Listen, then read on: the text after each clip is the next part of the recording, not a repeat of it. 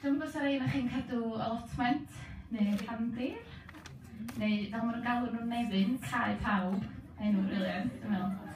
So, mae gen, wel, dim bibio fo, mae gen Tom Nghariad un, a wedyn mae'n cael ei gweld fi fel partner yn y fenter. Ond mae'n bell i ffwr, mae 40 munud i ffwr ar y beic. So mae'n dipyn o'n brofiad.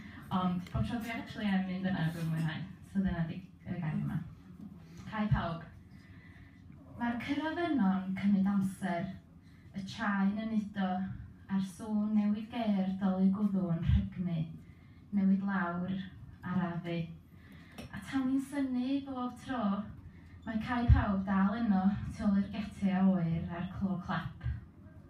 Dwi'n gosod y goriad, a fel gweld plentyn am y tro cyntaf ers tro ac yn tyfu tyfu ar ryw frys gwyllt, mae'r sgwarin wedi troi'n waedd o wyrdd. Mae'r ffa a'r mefus mor falch yn weld i.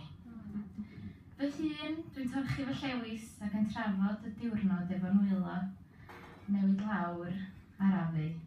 Gadael i'r môt fwydo rhwng bodia a'r precopter loiw ddod i weld pwy sy'n tarfu.